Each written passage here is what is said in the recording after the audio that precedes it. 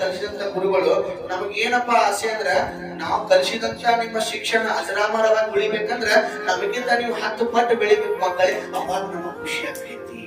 ಏನಪ್ಪಾ ಅಂದ್ರೆ ಒಂದ್ ಗುರುವಿನ ಆಸೆ ಏನಿರ್ತೈತಿ ಅಂದ್ರ ಒಂದ್ ಕಡೆ ಒಬ್ರು ಹೇಳ್ತಾರೆ ಏನಂದ್ರ ಗುರುಗಳು ದೀಪವಾದ್ರೆ ಶಿಷ್ಯರು ನಂದಾ ದೀಪವಾಗ್ಬೇಕಂತ ಹೇಳ್ತಾರೆ ಮಕ್ಕಳೇ. ಗುರು ಕಾಗದವಾದರೆ ಶಿಷ್ಯರು ಏನಾಗಬೇಕು, ಪುಸ್ತಕ ಆಗ್ಬೇಕಂತ ಹೇಳ್ತಾರೆ ಮಕ್ಕಳೇ. ಒಬ್ಬ ಗುರು ಪುಸ್ತಕವಾದರೆ ಶಿಷ್ಯರು ಏನಾಗ್ಬೇಕಂದ್ರೆ ಗ್ರಂಥಾಲಯವಾಗಬೇಕಂತ ಹೇಳ್ತಾರೆ ಮಕ್ಕಳೇ. ಅದೇ ತನ್ನಾಗಿ ಒಬ್ಬ ಗುರು ಶ್ರೇಷ್ಠವಾದರೆ ಶಿಷ್ಯರು ಪರಮ ಶ್ರೇಷ್ಠರಾಗಬೇಕಂತ ಹೇಳ್ತಾರೆ ಮಕ್ಕಳೇ.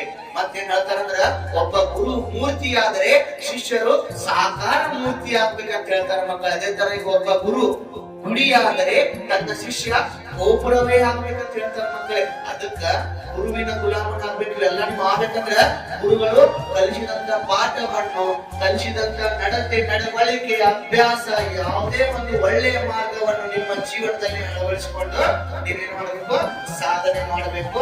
ಸಾಧನೆ ಮಾಡಿದ ಕ್ಷಣದಲ್ಲಿ ನಿಮ್ಮ ಮನೆಯಲ್ಲಿ ಅವ್ವ ಅಪ್ಪ, ಅಕ್ಕ ತಂಗಿ, ಅಣ್ಣ ತಮ್ಮ, ನಿಮ್ಮ ಊರ, ನಿಮ್ಮ ಜಿಲ್ಲೆ, ನಿಮ್ಮ ರಾಜ್ಯ, ನಿಮ್ಮ ದೇಶ ಕೊಡುವಂತ ಮಕ್ಕಳಾಗಬೇಕು ಮಕ್ಕಳಿಗೆ.